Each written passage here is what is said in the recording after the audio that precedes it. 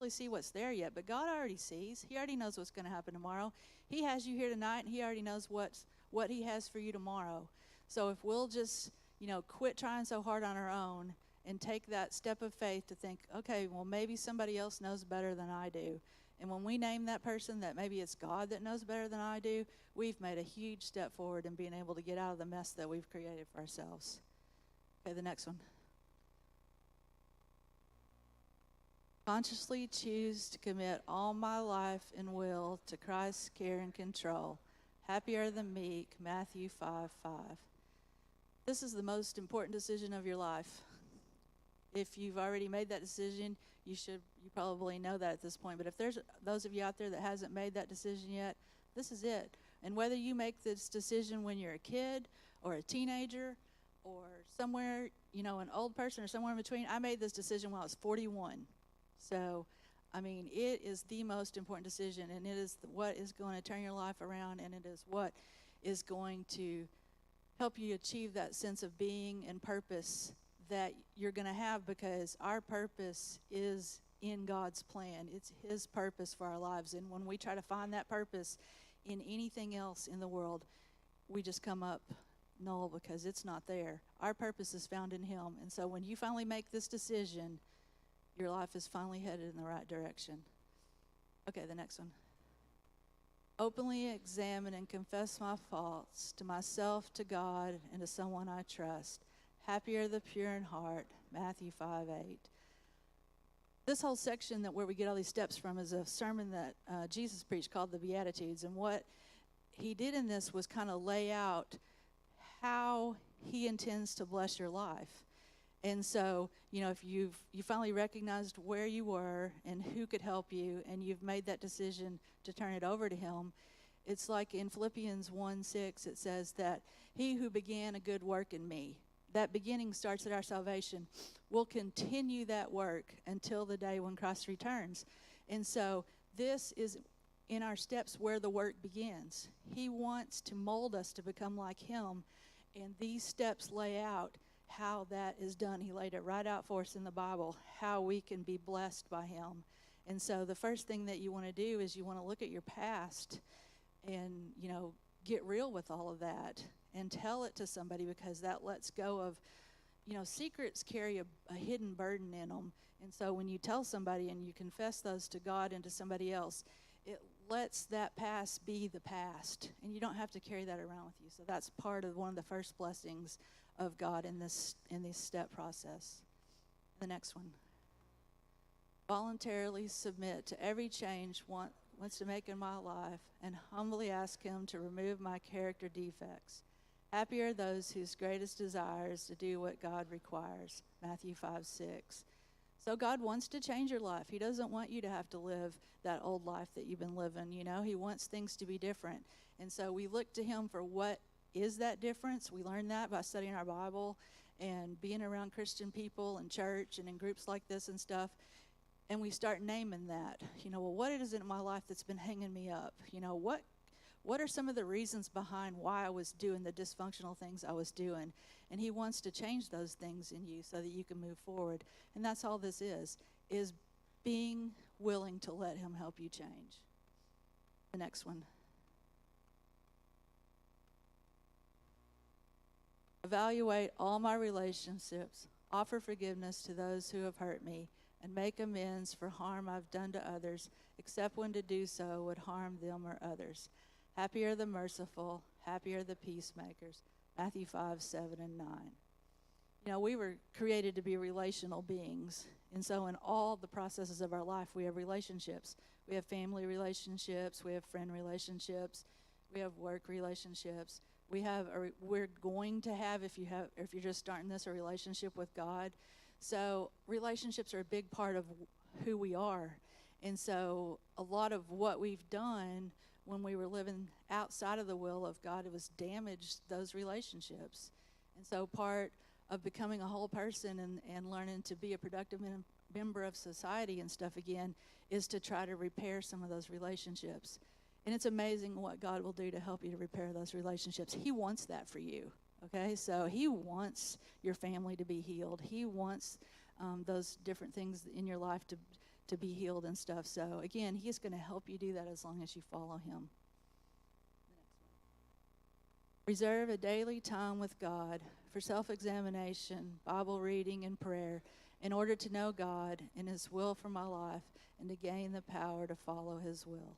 I mean, this stuff is just exactly what it says it is. In order to know God's will for your life and to be able to follow that, his will, you have to read the Bible. That's where it's laid out at. That is our map for how to navigate this world. And so in order to build that relationship with God, that's your prayer time. In order to learn how to live your life, that's your Bible reading time. And if you do this every single day, you will, especially if you do it in the morning, you will go out into your day with a better sense of just being able to know that you've got it for that day. God's with you, he's right there with you, and you and him are going out into the day, and you're going to be able to handle whatever the world throws at you because God has your back. Okay, the last one. Yield myself to God to be used to bring this good news to others, both by my example and by my words. Happy are those who are persecuted because they do what God requires. Matthew 5:10. God could have made it some other way that the gospel is spread around the world. He could have used some supernatural power. He could have done it in a myriad of ways, but he didn't. He chose for his people to carry his message to the next person. And that's what this is. Yield yourself to God to bring the good news.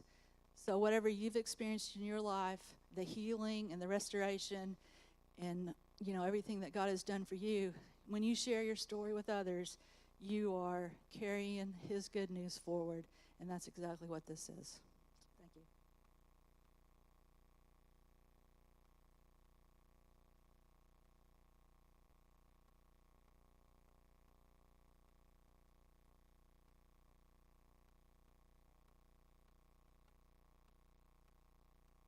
Hi, everyone. My name's Angie. I'm glad to be here.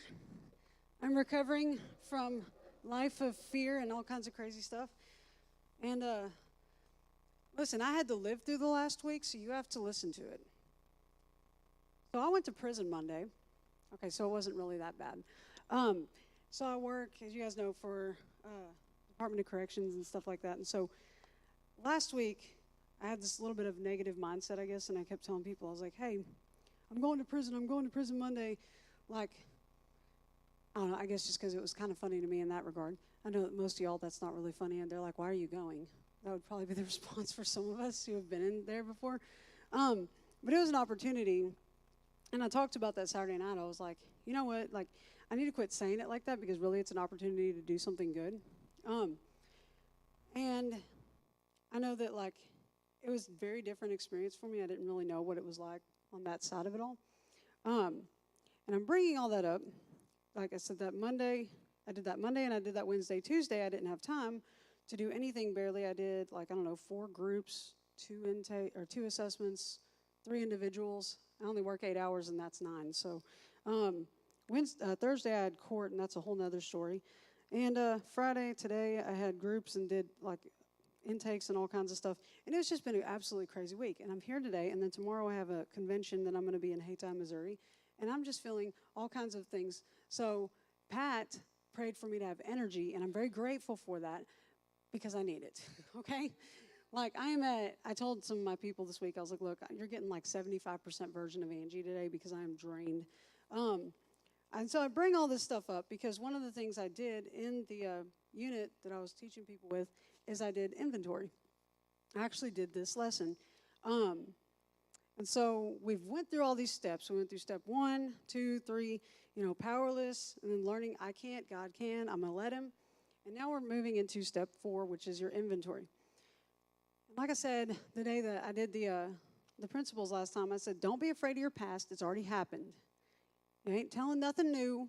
You know the story. It's really easy. This is your stuff. And so tonight, I'm going to be totally honest with you. Did I prepare for this? Ish. I mean, I've prepared for it in the manner that I've done this multiple times in my own life. So I do know what I'm talking about. I'm not totally crazy.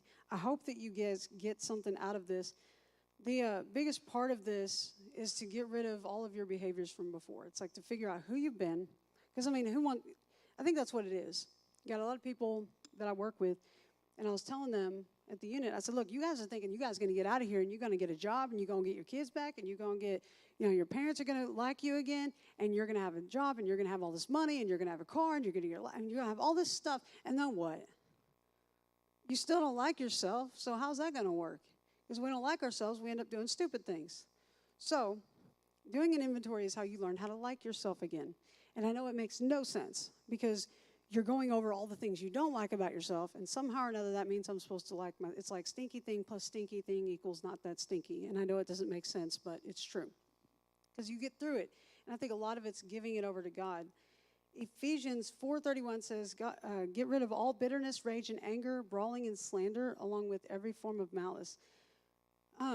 So on your participants' guides, if I can find mine, maybe, there it is. Okay. On your participants' guides, it has this little chart-looking thingy.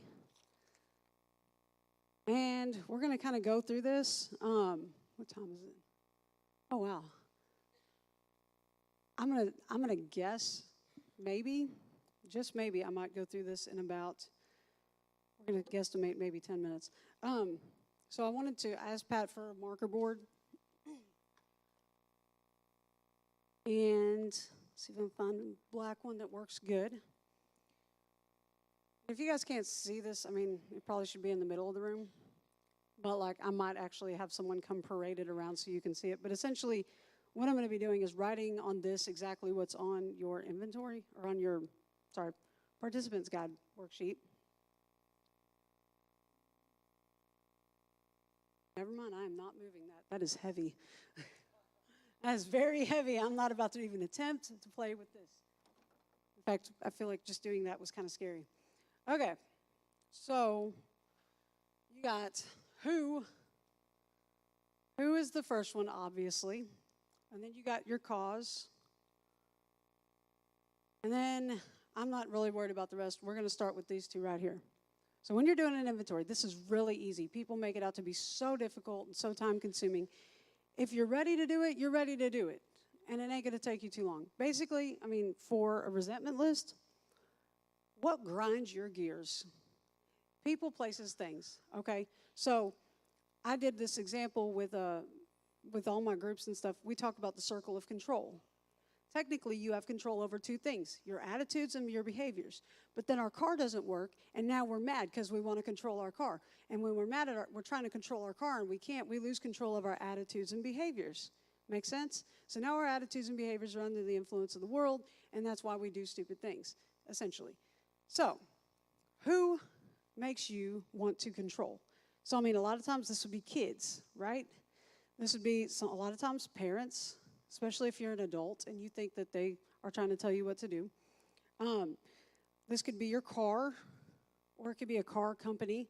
How many of y'all get sick of being ripped off by these interest loans? My husband's paying 9.4% or some garbage like that, and that's with good credit. It's awful. How many of y'all tired of paying the price of food? So maybe you want to blame the government. I don't know. I've done the inventory about 3 full ones. And on the last one, the government, it was during COVID, and that was the whole reason I did it, because I was about to burn the world over COVID. I was so sick of that crap. It just made me so mad. And so this is what you do. You go through and you list everything. You don't write down why. Forget why. It doesn't matter. At the moment, you're just like, well, I hate this, and I hate that, and I hate that, and I hate that. And you just write your little list, your IT list, for short.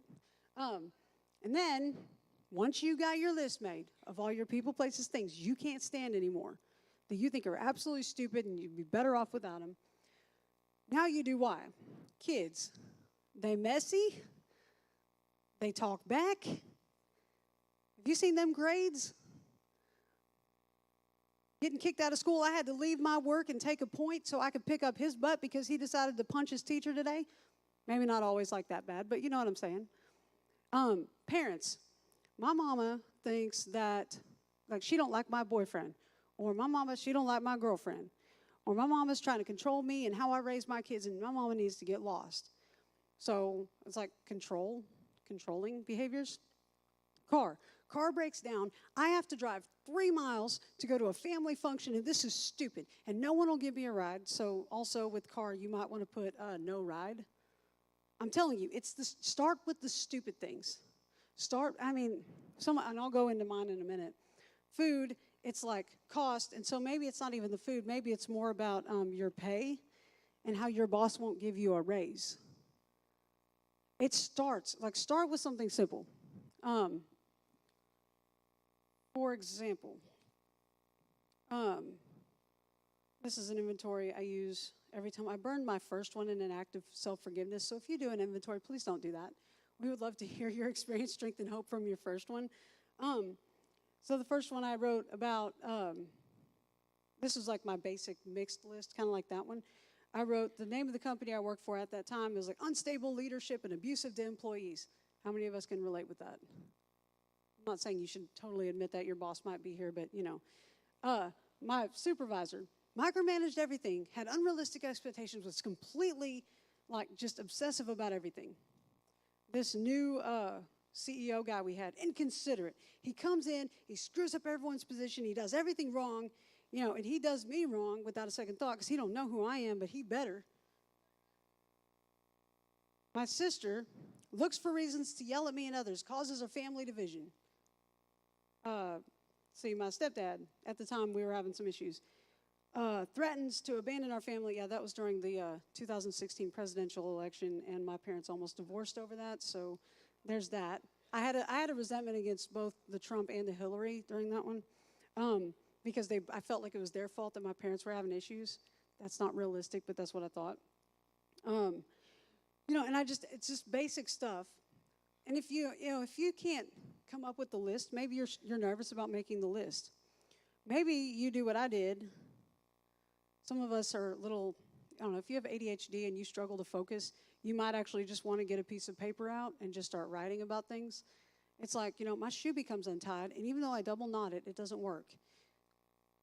You could start simple, start small, and after a while, you're going to find something that just you're just like, I'm ready to burn the world about it.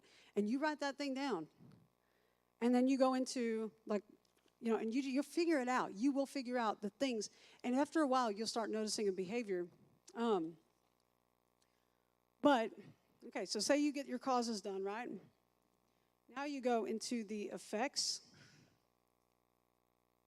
Okay, now, in certain I feel like I'm about to fall off the stage. That is not very much room. In certain recovery programs, they'll talk about it being your personal relationships, sexual relationships, pocketbook ambitions, or your pride. Those 5 things will affect you. So, kids, messy talk-back grades. That could affect your income, right? That would affect your pride. Whenever my kids fail, I feel like I fail. How many of us have felt like that? I know. It might affect our personal relationships because, there's certain people who are like, girl, you need to get a hold of your kids. And so, this person won't hang out or won't let you let your kids hang out with theirs or whatever. It might affect your sexual relationships. If you're married, that might affect your marriage in a lot of ways. It could also affect your ambitions because, let me tell you, kids keep you running and you ain't got a lot of personal time. That's why I don't have any. I am selfish, and my husband and I made that decision. I'm just opening that door. Y'all can ask me about that later if you want more info. Parents. Well, for me, I'll tell you what about my mom. This is before I learned how to set boundaries with my mom. This is this inventory I did in here is actually what caused me to create boundaries with my mom. This is where I saw the patterns. Find the paper. Okay. Now let me tell you, these are all perspective. At the time, wasn't entirely true. In fact, most of it wasn't true. It was just the way I looked at it. And that's one of the reasons we do this, because we think crazy things and we think it's true. So write down your crazy thoughts. Don't worry, no one's going to judge you because all of us have thought something like this at some point. With my mom, I wrote, love is conditional, won't define conditions. Gaslighting, calls me delusional, makes me out to be crazy. Guilt tripping, when I say no, she calls me selfish. Compares my body to hers, double standards, but denies that they exist. So I went through, and that was just some of them. If that reached you at all, if you want to come up to me and actually kind of ask me more about that, you can feel free. I'm very open about this inventory. So when I looked at the love is conditional, won't define condition, that affected my self-esteem, my emotional security, and my personal relationships. Because and that's one of the big things about her is whenever she rejected, like if your mom rejects you, that affects how you feel about yourself. You feel emotionally insecure about everything. Your self-esteem goes down, and then you pick less people that are less than, so to speak. You lower your standards as of who you're going to hang out with sometimes. Gaslighting, that affected my self-esteem, my pride, my emotional security. It affected my personal relationships. Part of that was also because I became so angry and hostile, no one wanted to hang around me. So yeah, that was one of those things I kind of blamed her for. I mean, so you kind of see what I'm saying? Like these things that happen to us that we get mad about, that affects every aspect of our lives. We might not think it does, but it does. So your parents, I mean, that might affect your pride, your self-esteem. Typically, I don't think it usually affects our pocketbook, but I mean, I know that if you're a teenager or you're younger, it might affect some of your personal relationships. My mom said I couldn't hang out with so-and-so or whatever. So your personal relationships. Okay, car. Why am I mad? Like, it broke down. My friends are tired of helping me out. Friends are like no good, whatever. They only call me when they need help, blah, blah, blah. And so your car, that affects your money, because that's probably need a car to go to work, right? It affects your ambitions, because your ambition is to get to wherever you need to go, and you ain't going nowhere if your engine's blown up. You know what I'm saying? Food and cost of food, it's like, this is ridiculous. I mean, like, I should be able to, like, grow my own stuff, and it should work better. I don't know. Just however you want to look at it, but that would also affect your money. Your pay will affect your money. It'll affect your personal relationships. A lot of times it'll affect your family relationships, because if you're having financial problems as a couple, like I think financial reasons is the number one reason people divorce. Am I right or wrong? Am I crazy? I think that was a statistic I've heard recently. And so you list all these effects. Now, I don't have enough room. So I'm going to move on, maybe onto this. Does that have a, I hope that thing had a thing. I don't know how I'm going to do this. I'm debating. Okay, better idea. All right, the next part is the damage. And damage is basically I'm trying to remember how it defined this and this, because it's a little bit different from what I did. Okay, so what were what basic instincts were injured? Was this your social, your security, your sexual? Your part is the final part. And this part, I will tell you, on my part with these things, I did this with a sponsor. I did not know how to do that. Like, I didn't see my part. I was like, my kids are messy and they talk back. How is that my part? And it's like, well, I've done everything I can to raise my kids right. I didn't do anything wrong. I've had sponsees tell me that, and it's understandable because we all do the best we can. That's okay. But you get with a sponsor, and so the whole goal of this is change your perspective so you're not as mad about it anymore. So basically, it's like, well, there was things I could have done different. When my kid back-talked, instead of screaming back at them, I could have said, you need to sit in timeout, and we're going to talk in about 5 minutes. We could have dealt with everything. I mean, if you think about all the things we've got mad about and all the situations, we could have done something different. We could have done something better. So as a sponsor, I will question and be like, well, when they screamed this at you, what did you do? I was like, well, I screamed back, and then I broke my phone because I was mad. And I was like, okay, so is it your kid's fault that your phone's broke? No, but yeah. I was like, no, it's not your kid's fault. You made the choice to slam your phone down, and that was on you. You can't blame your kid for that. Does that make sense? Parents, as an adult, are your parents really in control of you? No. I let my mom control me till I was about 27, 28 years old. And that's when I set boundaries with her. That was when I did this. I guess I was probably 30. Now that I think about it, I think I was 30. But yeah, that's a lot of control. And I used to be mad at her all the time. My sponsor's like, this is not her fault. You just need to tell her no. I was like, but you can't tell her no. That's family. And she's like, Angie, You are allowing this behavior to happen. What you allow will continue. Break it. Break that tie like that. It'll rebuild. It'll regrow. She's your mother. It will regrow because moms and kids, like, you cannot break that tie. You really can't. And so it will regrow. And it did. And our relationship is totally different now. It's way better. And so then, like, with my car, is it my fault that my car is broken or that my friends won't pick me up? It's not my fault that my friends won't pick me up unless I've abused them terribly. You know what I mean? Like, every day we're like, hey, can you give me, I've sponsored some people, and I had to learn how to set boundaries with them, and they were like, hey, can you give me a ride to Walmart? Hey, I need to go to Dollar Tree. Hey, can you do this? Hey, my phone broke. Can you buy me a new phone? Hey. And it's like, no, I'm done. Because I'm going to get resentful if I keep allowing them to walk on me that way.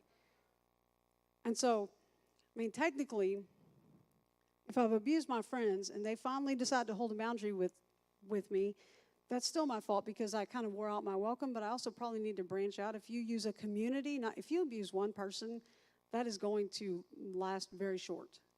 So I'm not saying abuse a community, but I'm saying use a community. Like, get a bunch of different numbers. Don't depend on one person. So you could call someone else, first off. Whenever my car broke down one time, I went to my neighbor, and I was like, hey, I need a ride. Can you help me out? They said, no. I went to the next neighbor. Can you give me a ride?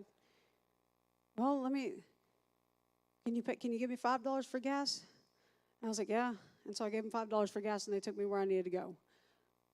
And if you don't have $5, you can go to the next neighbor. You know what I'm saying? I mean, it's not that complicated.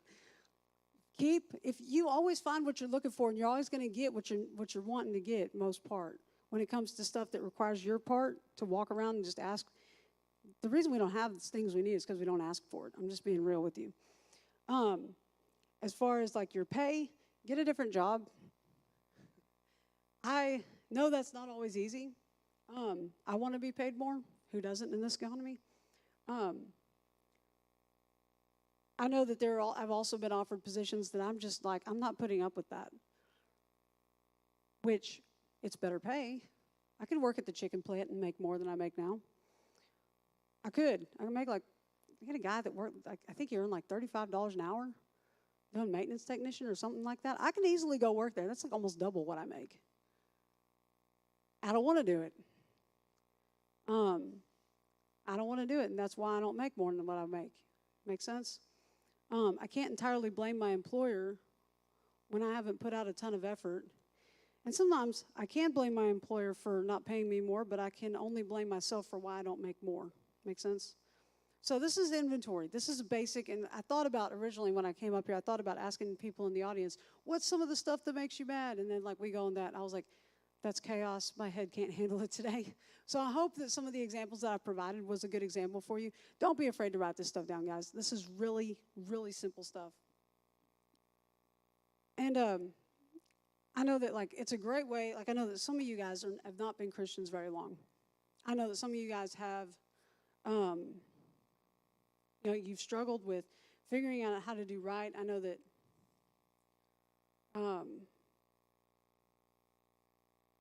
doing this inventory for me, it did definitely bring me closer to God, because if you trust God, that's the whole point of 1, 2, 3, I can't, God can, I'm going to let him. If you trust God, you can do this. And if you don't trust God, I would encourage you to hold out on doing this for just a minute and learn to trust God, because it's scary. It's really scary to look at yourself and who you are.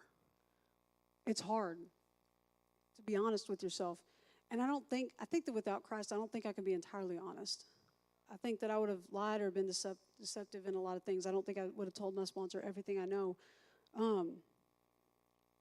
And so a lot of us come here in these meetings, and a lot of us aren't always saved. A lot of us struggle with the concept of God, and we struggle with the idea that he cares after all of the stuff that happened to us in our childhoods.